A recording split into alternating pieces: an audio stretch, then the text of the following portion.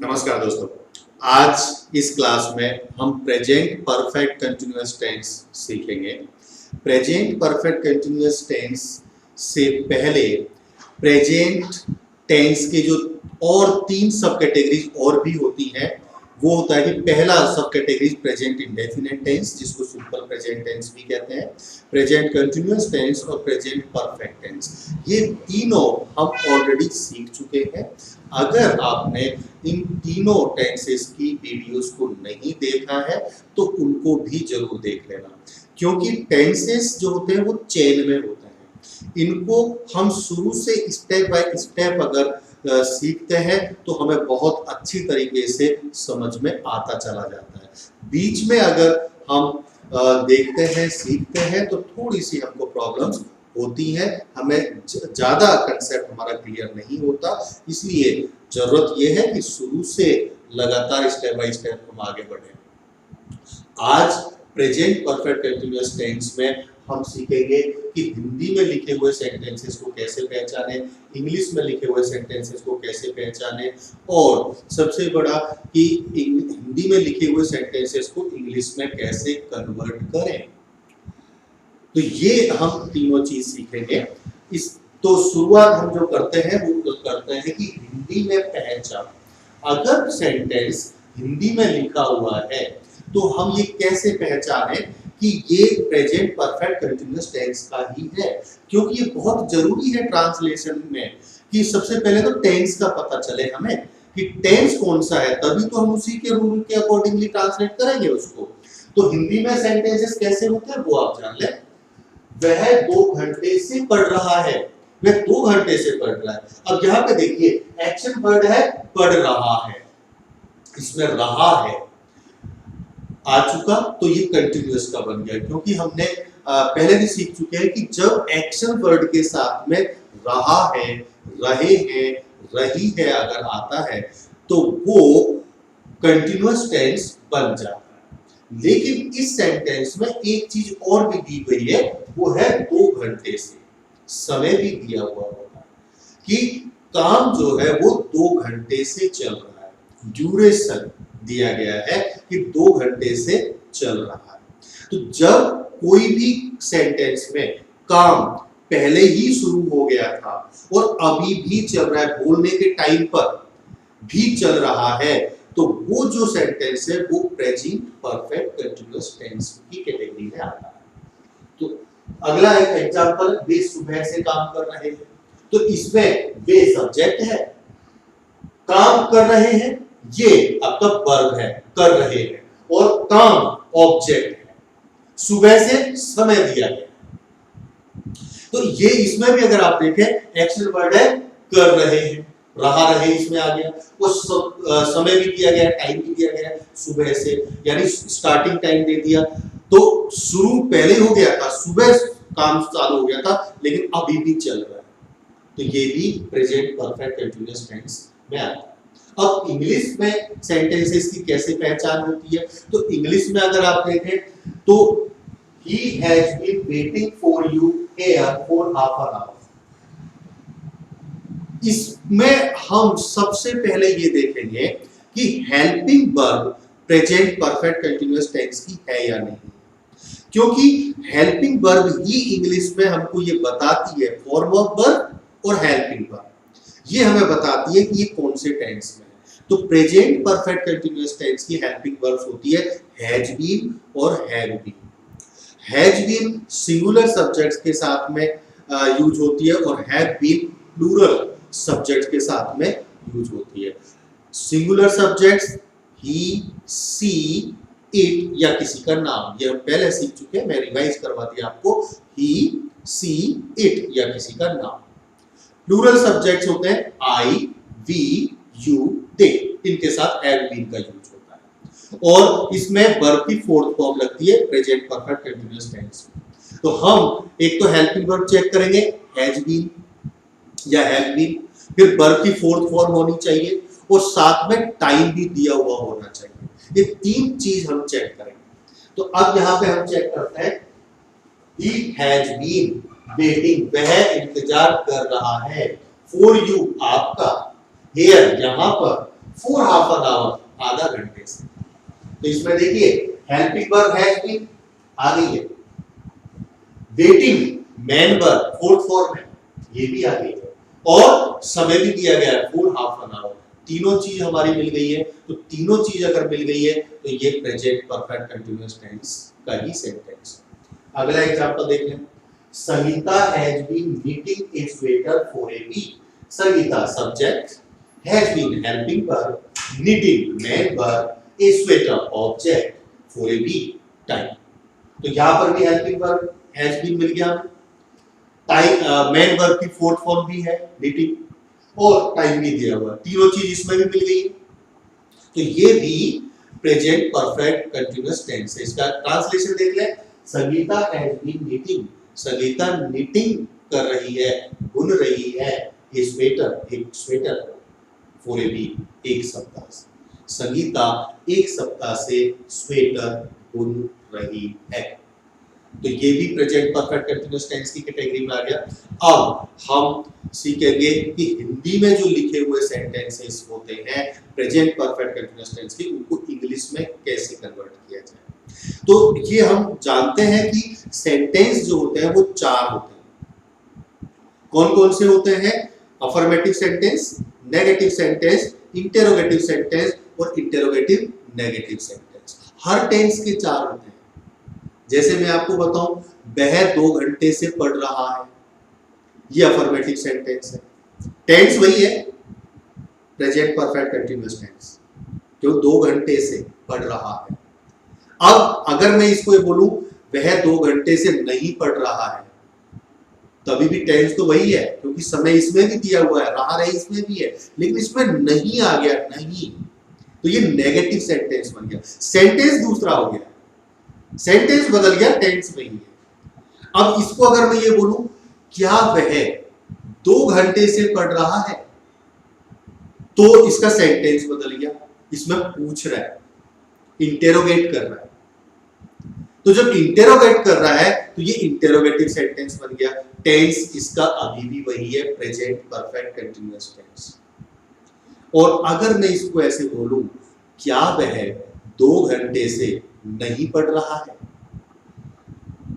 तो ये इसका एक नया सेंटेंस बन गया है, इंटेरोगेटिव प्लस नेगेटिव, यानी इंटेरोगेटिव नेगेटिव। तो इसमें तो पूछ भी रहा है ना, क्या वह 2 घंटे से नहीं पढ़ रहा है, क्या भी आ गया और नहीं भी आ गया। जब दोनों चीज आ गई तो ये बन गया इंटेरोगेटिव नेगेटिव सेंटेंस, और टेंस अभी भी वही है, प्रेजेंट परफेक्ट कंटीन्यूअस टेंस। तो हर टेंस के 4 सेंटेंस होते हैं, अफर्मेटिव, नेगेटिव, इंटेरोगेटिव और इंटेरोगेटिव नेगेटिव, और चारों को ट्रांसलेट करने के लिए 4 अलग अलग तरह के सेंटेंस स्ट्रक्चर होते हैं। सेंटेंस स्ट्रक्चर मैं आपको पहले सिखा चुका, फिर बता देता हूं कि जब हम इंग्लिश में, हिंदी से इंग्लिश में ट्रांसलेट करते हैं, तो जैसे वह 2 घंटे से पढ़ रहा है, तो सीधा सा रूल नहीं होता कि पहले वह की इंग्लिश बोल दो, फिर 2 घंटे की बोल दो, फिर पढ़ रहा है की बोल दो, ऐसा नहीं होता। इंग्लिश में ट्रांसलेट करने का रूल अलग होता है। इंग्लिश में पहले किस वर्ड की इंग्लिश बोलनी है, उसके बाद कौन सा वर्ड आएगा, फिर कौन सा वर्ड की इंग्लिश बोलनी है, फिर कौन सा वर्ड। तो ये जो रूल होता है इसी को सेंटेंस स्ट्रक्चर बोलते हैं। तो सेंटेंस स्ट्रक्चर जो अफर्मेटिव का होता है वो ये होता है, नेगेटिव का ऐसा सेंटेंस स्ट्रक्चर यहां मैंने लिखा हुआ है, इंटेरोगेटिव का यहां लिखा हुआ है, और इंटेरोगेटिव का, नेगेटिव का ये लिखा हुआ है। इसको हम सीखेंगे, साथ के साथ ट्रांसलेट भी करते चले जाते हैं और सीखते भी चले जाते हैं। तो हम सबसे पहले अफर्मेटिव सेंटेंस को ट्रांसलेट करना सीखेंगे। तो अफर्मेटिव सेंटेंस यही हम ले लेते हैं, वह 2 घंटे से पढ़ रहा है। तो इसमें वह सब्जेक्ट है, पढ़ रहा है ये आपकी वर्ब है, 2 घंटे से टाइम दिया गया। तो सबसे पहले हम अफर्मेटिव में सब्जेक्ट की इंग्लिश बोलते हैं या लिखते हैं। इसके बाद में हैज बीन और हैव बीन आता है, हेल्पिंग वर्ब, या तो हैज बीन आएगा या हैव बीन आएगा। सिंगुलर के साथ हैज बीन, प्लूरल के साथ हैव बीन। फिर वर्ब की फोर्थ फॉर्म, यानी फर्स्ट फॉर्म में आईएनजी लगाने से बनती है फोर्थ फॉर्म। फिर आएगा ऑब्जेक्ट, ऑब्जेक्ट के बाद में टाइम, लेकिन टाइम से पहले हम लगाएंगे सिंस और फॉर। तो सबसे पहले किसकी इंग्लिश बोले हम? सब्जेक्ट की। तो सब्जेक्ट क्या है यहाँ पर? वह। तो वह को बोलते हैं ही, वह को बोलते हैं ही। उसके बाद में हैज बीन, हैज बीन। अब हैज बीन क्यों आया? क्योंकि ही सिंगुलर है। इसके बाद में आएगा वर्ब। तो वर्ब यानी एक्शन वर्ड। एक्शन वर्ड कौन सा है? पढ़ रहा है। तो पढ़ने को स्टडी बोलता है। He has been studying. यहां पर आईएनजी मैंने लगा दिया फोर्थ फॉर्म बनाने के लिए। इसके बाद में ऑब्जेक्ट। ऑब्जेक्ट यानी क्या काम हो रहा है। तो यहां पे पढ़ रहा है, वह 2 घंटे से पढ़ रहा है। क्या पढ़ रहा है ये नहीं बताया वो, ये इसका मतलब इसमें ऑब्जेक्ट नहीं है, तो ऑब्जेक्ट हम नहीं लिखेंगे। ऑब्जेक्ट के बाद में आता है टाइम। टाइम से पहले सिंस या फॉर आता है। तो टाइम यहां पे क्या है? 2 घंटे से। तो 2 घंटे क्या है? ड्यूरेशन। यहां पे शुरू स्टार्ट होने का टाइम नहीं है। स्टार्ट होने का टाइम तो यहां था सुबह से, यानी शुरू कब हुआ था? सुबह। लेकिन यहां पे 2 घंटे से, यानी पढ़ने का काम कितने बजे चालू हुआ ये नहीं बताया, लेकिन ये बता दिया कि कितनी देर हो गई है। तो 2 घंटे ड्यूरेशन है। तो यहां पे 2 आवर्स आएगा, 2 आवर्स। लेकिन 2 आवर्स से पहले या तो सिंस आएगा या फॉर आएगा। अब ये बहुत इंपॉर्टेंट चीज है कि टाइम से पहले जो सिंस और फॉर आता है, सिंस कब लगता है और फॉर कब लगता है, ये बहुत इंपॉर्टेंट है, ध्यान से सीखना। सिंस जब कभी भी सेंटेंस में काम के शुरू होने का टाइम दिया गया हो, स्टार्टिंग टाइम दिया गया हो, तो सिंस आता है, स्टार्टिंग टाइम। तो सिंस आता है स्टार्टिंग टाइम में। अगर स्टार्टिंग टाइम दिया गया है तो शुरू होने का, जैसे एग्जाम्पल के लिए हम बोले कि वह 8 बजे से पढ़ रहा है। अब 8 बजे से शुरू कब हुआ था? 8 बजे। कितनी देर हो गई ये नहीं पता, लेकिन स्टार्ट 8 बजे हुआ था। तो हम बोलेंगे सिंस 8 o'clock। वह 2 बजे से पढ़ रहा है। तो अब ये नहीं बताया कि कितनी देर हो गई है, ये पता है 2 बजे। तो सिंस 2 o'clock। वह सुबह से पढ़ रहा है। तो अब सुबह से पढ़ रहा है, सुबह से अब तक कितना टाइम हो गया ये नहीं, लेकिन स्टार्ट सुबह हुआ था, तो सिंस मॉर्निंग। वह 1 सप्ताह से पढ़ रहा है। अब 1 सप्ताह हो गया, लेकिन शुरू कब हुआ था ये नहीं पता, तो यहां पे ये ड्यूरेशन है, तो इसमें सिंस नहीं आएगा। सिंस के लिए क्या होगा? वह मंडे से पढ़ रहा है। तो मंडे से यानी शुरू मंडे को हुआ था, स्टार्टिंग टाइम दे दिया, तो सिंस मंडे। तो जब कोई डे दे दिया जाए तब सिंस आता है। टाइम दे कि इतने बजे से, 8 बजे से, 2 बजे से, 10 बजे से, ये दे तभी भी सिंस आता है। या मंथ का नाम दे दे, शुरू जनवरी से काम चल रहा है तो सिंस जनवरी। ईयर का नाम दे दे कि काम 2005 से चल रहा है तो सिंस 2005। तो सिंस आता है starting time, starting point of time अगर दे दे तो। और फॉर आता है ड्यूरेशन ऑफ टाइम। ड्यूरेशन अगर दे दे तो अब आता है फॉर। अब ड्यूरेशन का मतलब है कि काम किस वक्त चालू हुआ ये नहीं पता, लेकिन कितनी देर हो गई है चलते चलते ये पता है। जैसे वह 2 घंटे से पढ़ रहा है। अब 2 घंटे पहले कितने बजे चालू हुआ था ये नहीं पता, लेकिन 2 घंटे हो गए, टोटल स्पेन ऑफ टाइम ये पता है। तो जब ड्यूरेशन दे दे तब फॉर आता है। 2 घंटे से, 1 सप्ताह से, 3 महीने से काम चल रहा है, या वह दिल्ली में 10 साल से रह रहा है, अब 10 साल हो गए रहते रहते, तो ये आपका ड्यूरेशन दे दिया, तो इसके लिए फॉर आता है। तो इस तरह से सिंस स्टार्टिंग टाइम के लिए, फॉर ड्यूरेशन ऑफ टाइम के लिए। अब एक हिंट और मैं देता हूं, S for since, S for starting time, S for since, S for starting time. ये वैसे हिंट है, अगर याद नहीं रहे तो स्टार्टिंग टाइम हो तो सिंस ही आता है, S for since, S for starting time, और ड्यूरेशन में 4।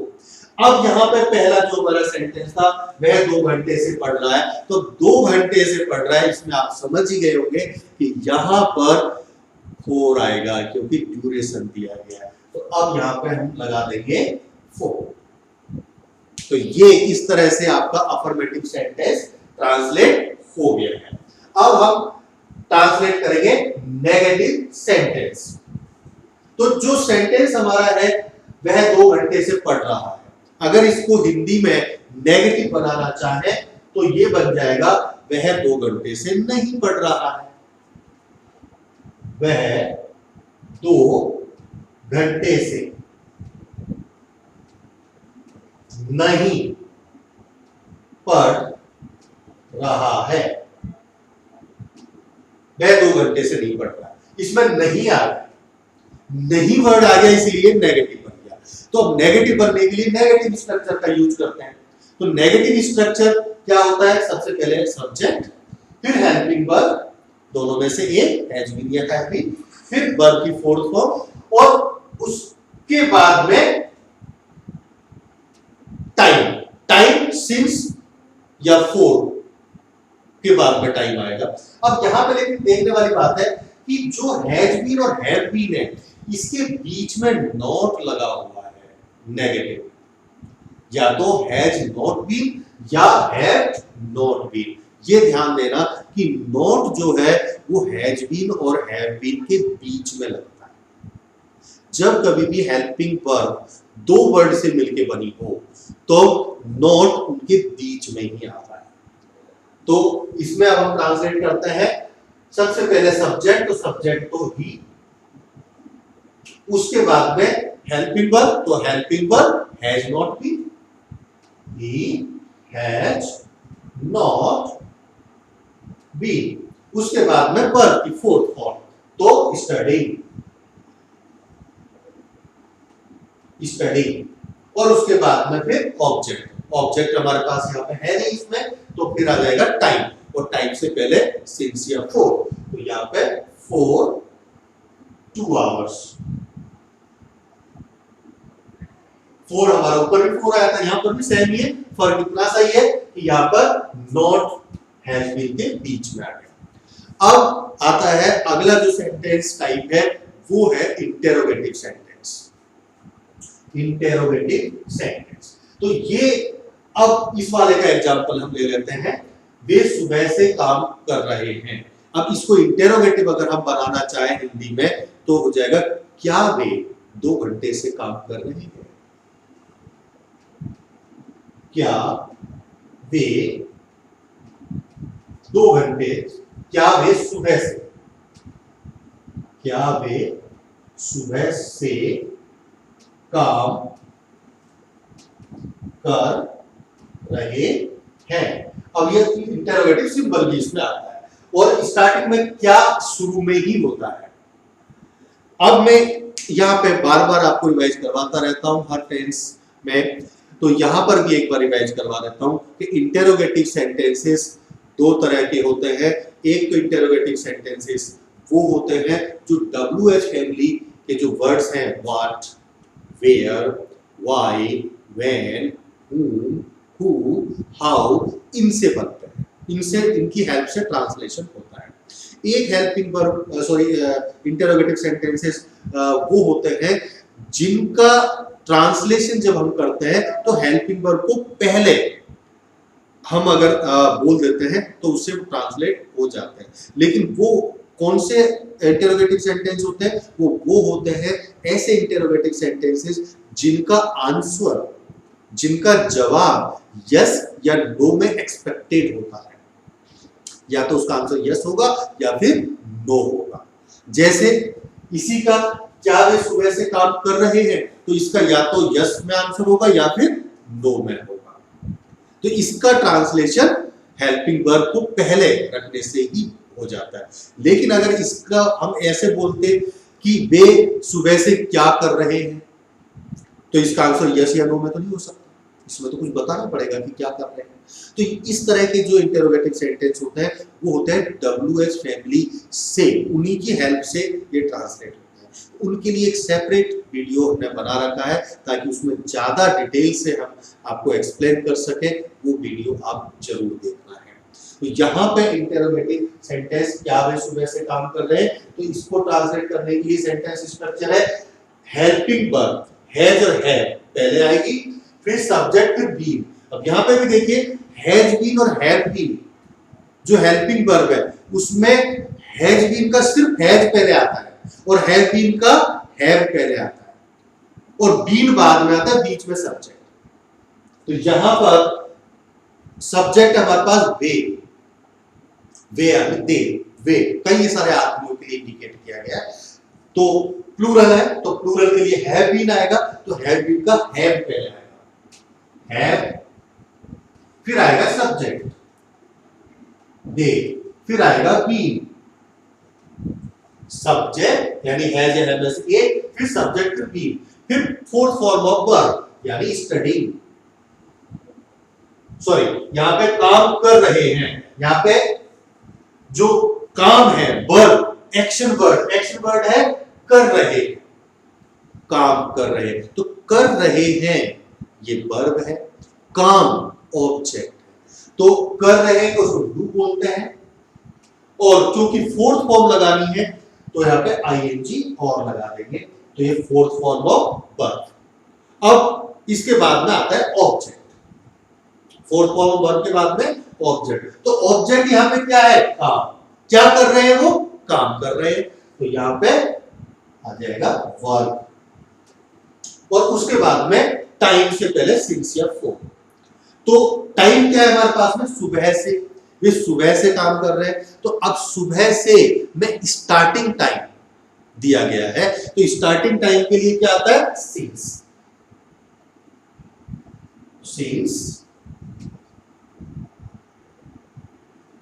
Morning, have they been doing work since morning, ये इसका ट्रांसलेशन हो गया, have they been doing work since morning, और लास्ट में इंटरोगेटिव सिंबल भी होता है। तो ये हमारा इंटरोगेटिव ट्रांसलेशन हो गया। अब हमारा जो सेंटेंस का चौथा जो पॉइंट होता है वो होता है इंटरोगेटिव नेगेटिव सेंटेंस। इसी का एग्जांपल हम लेते हैं, वे सुबह से काम कर रहे हैं, तो इसको अगर इंटरोगेटिव नेगेटिव बनाए तो हो जाएगा, क्या वे सुबह से काम नहीं कर रहे हैं, क्या वे सुबह से काम नहीं कर रहे हैं, अब इसमें देखिए आप, क्या भी आ गया और नहीं भी आ गया, क्या आ गया इससे तो ये इंटरोगेटिव बन गया, और नहीं भी आ गया इससे वो नेगेटिव बन गया। तो अब इसको जो हम ट्रांसलेट करने का जो स्ट्रक्चर है वो है हैज और हैव, वैसे एक यानी हैज बीन और हैव बीन का हैज है पहले आएगा, फिर सब्जेक्ट, फिर नॉट बीन, क्योंकि नेगेटिव भी है ना इसलिए बीन से पहले नॉट भी लग जाएगा, फिर बाकी सेम ही है, verb, fourth form of verb, object and then time. तो अब हम यहां पर लेंगे हैव, फिर सब्जेक्ट, हैव के बाद सब्जेक्ट, तो दे, हैव दे, फिर आ जाएगा not be, have they not be, फिर आएगा fourth form of verb doing, फिर आएगा ऑब्जेक्ट तो वर्ब, फिर आएगा टाइम, तो टाइम हमारे पास में क्या है, सुबह से, तो सुबह से सिंस मॉर्निंग, सिंस मॉर्निंग, तो लास्ट में इंटरोगेटिव सिंबल। तो यहां पे अगर हम देखें तो दोनों चीज हमारी आ गई है, हेल्पिंग वर्ब यानी इंटरोगेटिव है तो हेल्पिंग वर्ब को पहले बोल दिया हमने, हैव दे, और नेगेटिव है तो नॉट बी, नॉट बी आ गया, have they not been doing work since morning, तो इस तरह से इंटेरोगेटिव नेगेटिव सेंटेंस हमारा बन गया। अब इसमें एक और इंटेरोगेटिव नेगेटिव जो सेंटेंस होता है, इसको ट्रांसलेट करते हैं तब दो तरह के स्ट्रक्चर्स का यूज करते हैं। एक तो ये हमने दिया हुआ है कि हैज और हैव, फिर सब्जेक्ट और फिर बाद में नोट बीन दिया गया। और अगर हम चाहें तो ये नोट, ये जो हमने बाद में दिया है, इसको हम साथ में यानी हेल्पिंग वर्ब हैज और हैव के साथ में भी बोल सकते हैं या लिख सकते हैं। तो जब हैज के साथ में नोट लगेगा तो यहाँ पे हैजंट आएगा, और हैव के साथ में अगर नोट लगेगा तो हैवंट। लेकिन ये शॉर्ट में ही, शॉर्ट फॉर्म में ही हमको बोलना या लिखना पड़ता है, शॉर्ट में। तो अगर इसको हम लिखें तो ये हो जाएगा haven't, haven't they been doing work since morning? Since morning वो लास्ट में इंटरोगेटिव सिंबल। तो यहां पे अगर आप देखें तो वो जो नॉट बाद में था वो अब हमने हैव के साथ में ही ज्वाइन कर दिया, लेकिन हैव के साथ में ज्वाइन शॉर्ट में किया है। हैव नॉट यहां पर पूरा नहीं लिखना है या पूरा नहीं बोलना है, हैवंट ही बोलना है। हैवंट दे बीन, वो जो नॉट तो पहले आ चुका, haven't they been doing work since morning. तो इसमें दो तरह के स्ट्रक्चर्स होते हैं इंटरोगेटिव नेगेटिव में।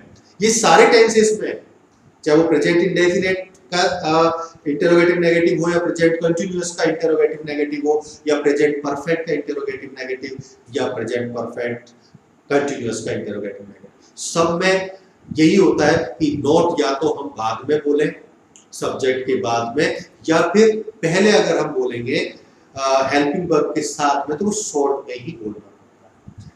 तो इस तरह से हमने हिंदी के जो टेंसेस सेंटेंसेस है इनको इंग्लिश में कन्वर्ट यानी ट्रांसलेट करना सीखा है। अब हम एक चीज और भी यहाँ पर सीख सकते हैं, और वो है कि स्टूडेंट्स को जब ये एग्जाम में क्वेश्चंस आते हैं तो डायरेक्ट इस तरह से ट्रांसलेट करना, हिंदी से इंग्लिश ट्रांसलेट करना नहीं आता, बल्कि एक पैराग्राफ आता है, और पैराग्राफ में जो सेंटेंसेस होते हैं उसमें फिलअप्स दिए होते हैं, गैप्स। उन गैप में हमको स्टूडेंट्स को फिल करना पड़ता है करेक्ट फॉर्म ऑफ वर्ब या हेल्पिंग वर्ब के साथ। अब वो जो ब्रैकेट में वर्ब दी होती है उसकी करेक्ट फॉर्म भरना होता है कि कौन सी फॉर्म आएगी।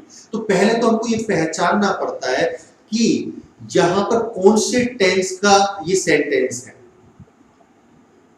और तो कौन से टेंस का पता चल जाए तब तो हम इजीली, हमको पता है कि हाँ इस टेंस का सेंटेंस स्ट्रक्चर ही है उसके अकॉर्डिंगली।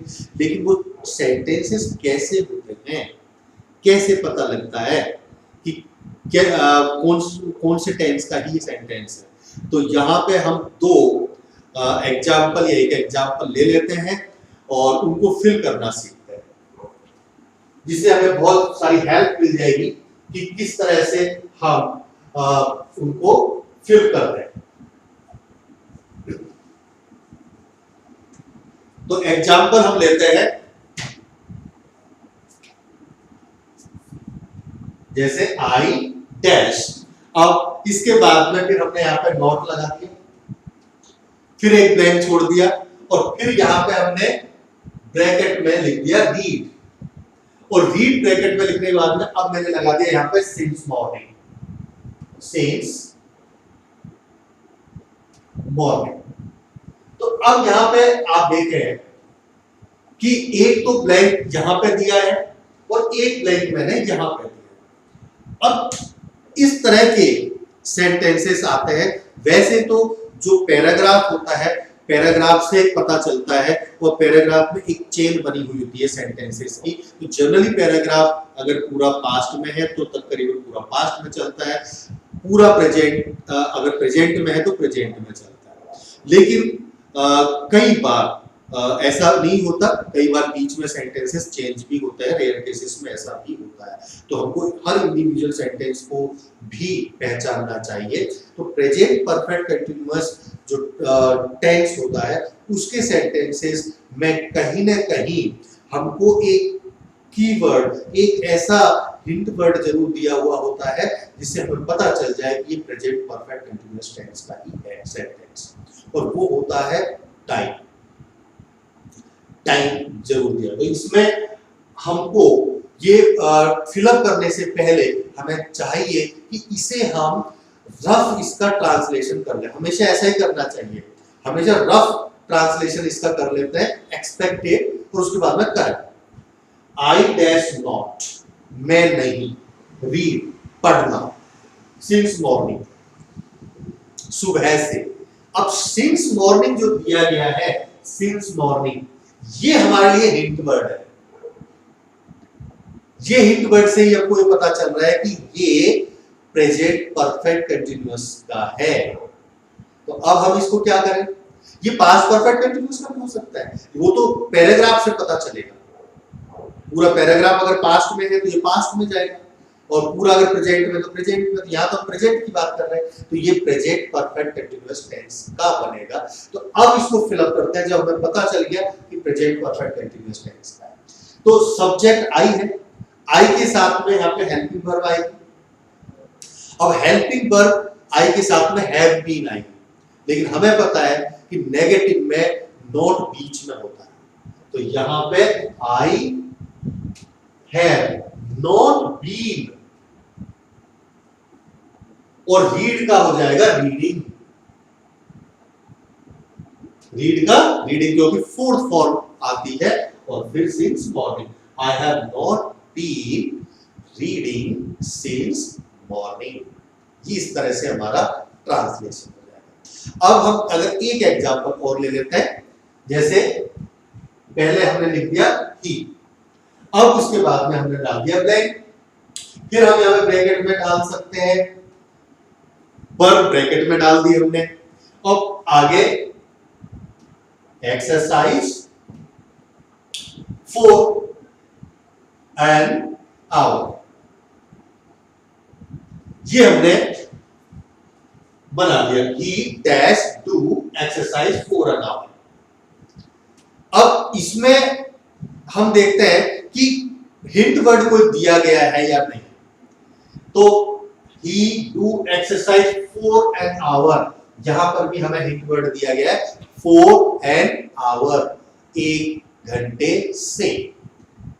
तो यहां पे जो प्रेजेंट परफेक्ट कंटीन्यूअस के जो सेंटेंसेस होते हैं, वो मैंने आपको स्टार्टिंग में बताया था कि उनमें helping verb, has been, have been आती है, वर्ब की फोर्थ फॉर्म आती है, और टाइम भी आता है। तो यहां पे हेल्पिंग वर्ब और वर्ब की फॉर्म के लिए तो ब्लैंक इन्होंने दे दिया, लेकिन यहाँ पे टाइम दिया गया है। तो टाइम देने से ही हमको पता चल गया कि प्रेजेंट परफेक्ट कंटीन्यूअस टेंस का है। तो अब इसको फिल कर देंगे हम। अब फिल करेंगे तो सबसे पहले सब्जेक्ट, सब्जेक्ट के बाद में हेल्पिंग वर्ब आती है। तो हेल्पिंग वर्ब क्योंकि ये अब अफर्मेटिव सेंटेंस है, तो यहाँ पे हेल्पिंग वर्ब आएगी हैज बीन, हैज बीन, और फिर वर्ब की फोर्थ फॉर्म आती है। तो डू का क्या हो जाएगा? Doing, he has been doing exercise for an hour। और इसका ट्रांसलेट भी अगर हम करके देखें तो वह 1 घंटे से एक्सरसाइज कर रहा है, वह 1 घंटे से एक्सरसाइज कर रहा है, यानी हमारा जो ट्रांसलेशन है एकदम करेक्ट बैठता है। इसका भी अगर हम ट्रांसलेशन देखें, I have not been reading since morning, मैं सुबह से नहीं पढ़ रहा हूं, ये भी, इसका भी ट्रांसलेशन बिल्कुल करेक्ट बैठता है। तो इस तरह से हमने इनको फिलअप एक्सरसाइजेस को भी करके देखा कि किस तरह से हम फिर जो एक्सरसाइज होती है, ब्लैंक जो दिए होते हैं, उनको भी भर सकते हैं। तो आज हमने प्रेजेंट परफेक्ट कंटीन्यूअस टेंस में हिंदी में पहचान कैसे करें, हिंदी के सेंटेंसेस को कैसे पहचानें, क्या उनमें पहचान होती है, ताकि हम ये पहचान लें कि प्रेजेंट परफेक्ट कंटीन्यूअस टेंस के हिंदी में लिखे हुए सेंटेंसेस को कैसे पहचानें, और फिर हिंदी में लिखे हुए सेंटेंसेस को इंग्लिश में कैसे ट्रांसलेट करें। और सबसे इंपॉर्टेंट बात सिंस और फॉर का यूज भी हमने आज सीखा। और लास्ट में एक्सरसाइज, जो फिलअप एक्सरसाइज है, यानी जो पैराग्राफ या सेंटेंसेस जो होते हैं जिसमें फिल करना पड़ता है करेक्ट फॉर्म, उनको भी हमने फिल करना सीखा। तो आज हमने प्रेजेंट परफेक्ट कंटीन्यूअस टेंस के सारे जितनी भी चीजें सीखनी चाहिए वो सारी सीख ली हैं। आई होप कि आपको समझ में जब आया होगा। और मैं समझता हूँ कि अगर आपको थोड़ा बहुत कोई चीज समझ में नहीं आई है तो आप कमेंट बॉक्स में मेरे को लिख सकते हैं। मैं हमेशा हर कमेंट को पढ़ता हूँ और उसके अकॉर्डिंगली आगे फिर मैं आपको जरूर सजेस्ट करूँगा, जरूर उसमें इम्प्रोवाइज करूँगा। मैं आपसे रिक्वेस्ट करता हूँ कि आप इसको बार बार देखें। पिछले जो टेंसेस के जो वीडियोस हैं उनको भी एक बार आप जरूर देख लें, जरूर पढ़ लें, तब आपको सारा जो टेंसेस के जो चेन है बहुत अच्छी तरीके से समझ में आएगी। आज के लिए इतना ही, धन्यवाद, नमस्कार। अगले जो टेंस का वीडियो है उसमें फिर मिलते हैं और वो होगा पास्ट इंडेफिनिट टेंस या फिर सिंपल पास्ट टेंस। उसका वीडियो होगा, उसमें जरूर मिलेंगे। थैंक यू, नमस्कार, धन्यवाद।